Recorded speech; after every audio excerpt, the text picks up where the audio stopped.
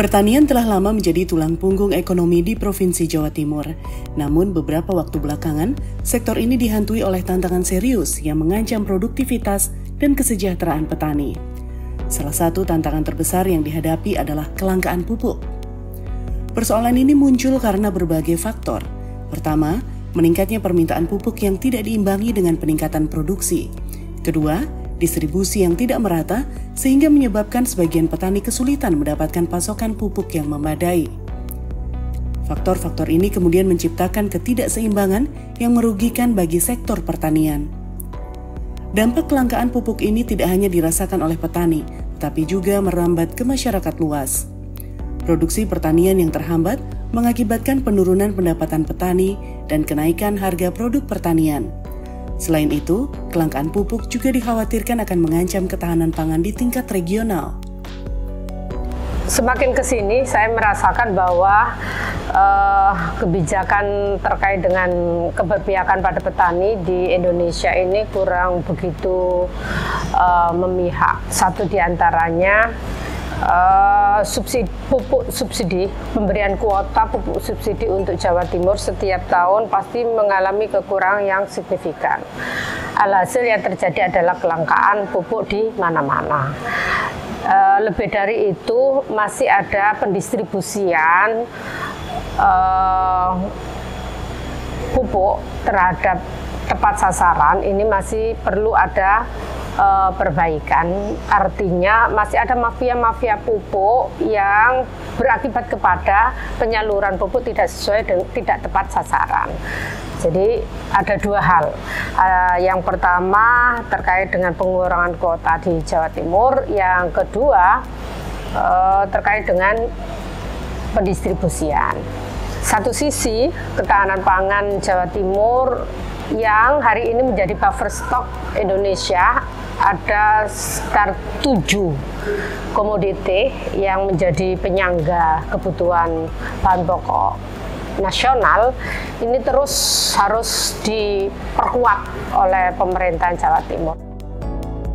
Memang kalau kita bicara sektor pertanian yang ada di Jawa Timur, sebenarnya kalau soal produksi, Jawa Timur tetap nomor 1 se-Indonesia.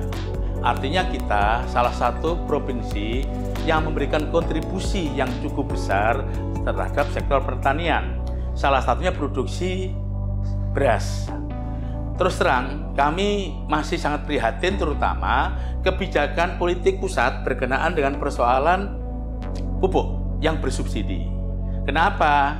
Setiap kawan-kawan turun ke lapangan dalam kegiatan reses maupun wasbang, kebanyakan masyarakat mempertanyakan kenapa sih pupuk bersubsidi kok langka? Kenapa sih pupuk bersubsidi kok tidak ada? Hal ini harus dijelaskan secara detail karena memang produksi untuk kegiatan-kegiatan yang pupuk bersubsidi dikurangi. Akibatnya apa? Akibatnya data-data yang sejak awal sudah RDKK sudah mulai dari bawah sampai ke atas dikurangi. Ini yang membuat masyarakat cukup resah. Karena apa? Ya karena pupuk selain tidak disubsidi kan mahal. Untuk itu, agar tahun ke depan pemerintah pusat harus benar-benar memberikan kontribusi yang besar, terutama di sektor pupuk bersubsidi. Pemerintah Provinsi Jawa Timur telah melakukan upaya penanganan dengan menyediakan pupuk subsidi kepada petani.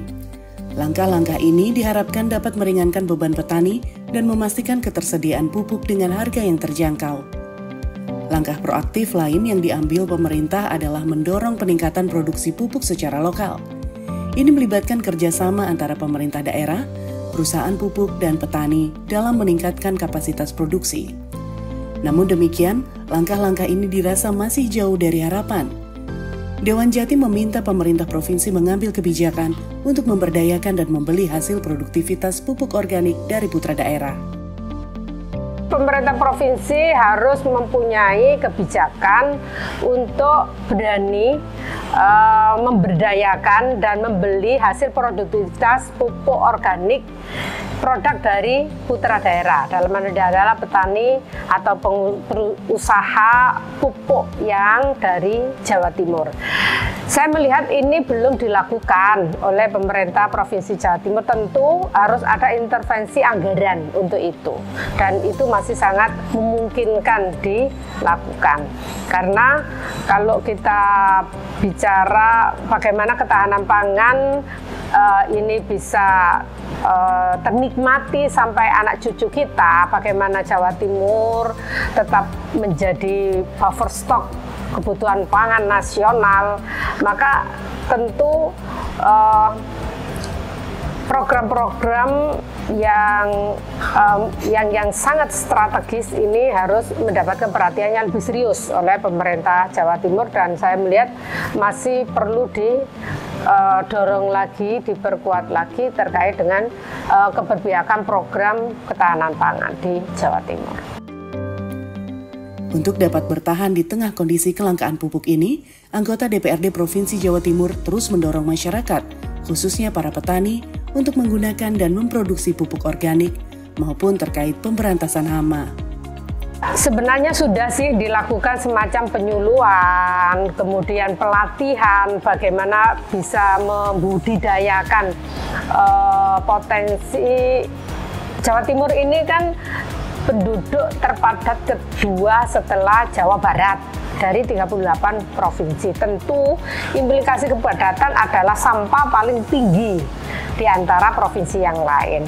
Pertanyaannya, kenapa sampah ini tidak kemudian kita kelola, kita pilah terhadap sampah yang bisa diurai bakteri, ini bisa sesungguhnya dipakai atau difungsikan menjadi pupuk, diantaranya seperti itu.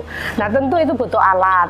Nah, ketika butuh alat, tentu harganya juga tidak murah. Maka disinilah perlu intervensi pemerintah untuk menyiapkan alat. Yang kedua, butuh pengetahuan, butuh cara, butuh sistem, butuh ilmu.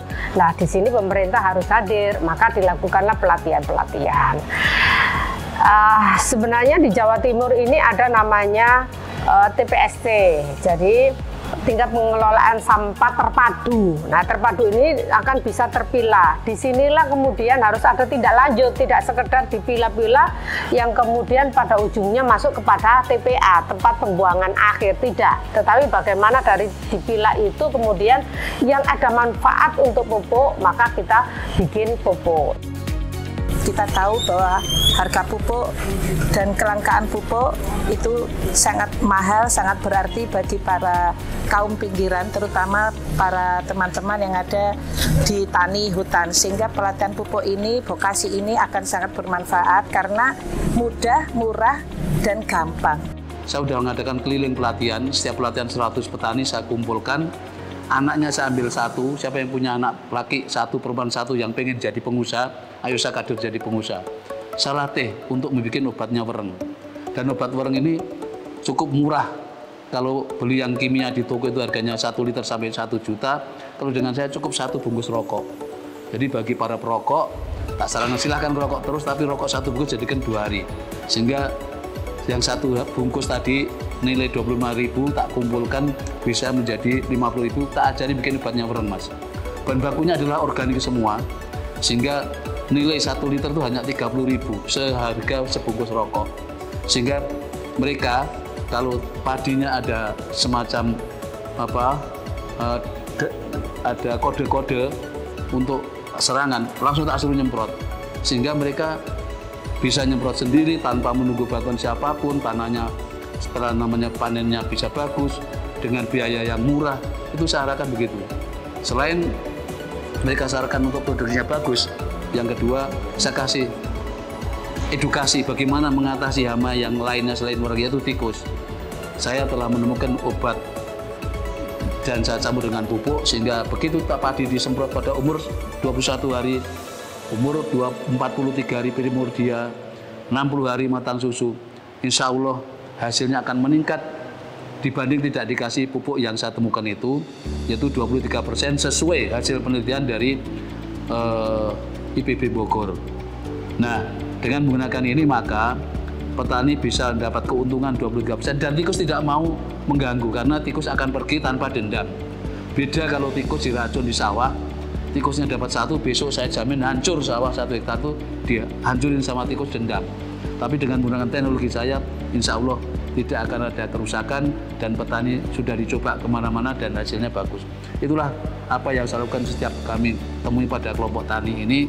Saya kasih edukasi supaya mereka tetap meningkatkan budidaya tanaman padinya dan dia tetap semangat dalam kondisi yang serba sulit, apalagi sekarang susah untuk mendapatkan pupuk subsidi. Mereka biar keluhannya bisa saya tutupi, saya kasih solusi agar mereka tetap bisa melaksanakan budidaya padinya sehingga ekonominya tetap jalan. Itu yang saya harapkan para petani ini saat dikasih edukasi. Kalau perlu bikin pupuk organik saya ajari, kalau nggak mau beli karena raw materialnya kotoran ayam, kotoran kambing, kotoran sapi banyak. Tinggal saya ajari bagaimana fermentasi, bagaimana bakteri-bakteri E. coli dan Salmonella bisa kita hilangkan, sehingga tinggal bakteri Lactobacillus yang bisa menguntungkan pada tanaman. Ini Mas yang saya lakukan. Selain mengoptimalkan pemanfaatan pupuk organik sebagai pengganti, pemerintah diharapkan juga berfokus pada optimalisasi sistem distribusi pupuk. Perbaikan infrastruktur logistik dan peningkatan efisiensi distribusi seharusnya menjadi fokus utama untuk memastikan pupuk dapat mencapai petani secara tepat waktu. Dengan langkah-langkah yang diambil oleh pemerintah Provinsi Jawa Timur, diharapkan kelangkaan pupuk dapat segera diatasi. Monitoring secara berkala dan kerjasama antara pemerintah, perusahaan pupuk, dan petani menjadi kunci dalam menghadapi tantangan ini. Semoga dengan upaya bersama, pertanian di Provinsi Jawa Timur dapat pulih dan terus memberikan kontribusi positif bagi kesejahteraan masyarakat. Saya menghimbau kepada masyarakat Jawa Timur, terutama golongan milenial, golongan Z, ikut berpartisipasi, ikut mencoblos pada tanggal 14 Februari tahun 2024. Kenapa? Karena semua hasil dari produk politik itu akan berpengaruh terhadap pribadi manusia Indonesia seutuhnya. Untuk itu harapan saya, mari kita berbondong-bondong ikut merayakan pemilu dengan riang gembira untuk menyoblos tanggal 14 Februari tahun 2004. Dengan begitu, siapapun hasil dari proses politik itu, setelah proses pemilu selesai, kita harus kompak, kita harus selaras dan tidak boleh gontok-gontokan. Kenapa? Negara kita adalah negara yang kuat, kita akan terpecah belah manakala mereka tidak bisa menerima hasil apapun proses politik. Politik hanya 5 tahunan, tapi kehidupan masyarakat tiap hari, tiap bulan, dan tiap tahun. Untuk itu harapan saya, mari kita akan berbondong-bondong tanggal 14 Februari 2024. Coblos keinginan Anda. Yang penting adalah Indonesia hebat. Terima kasih.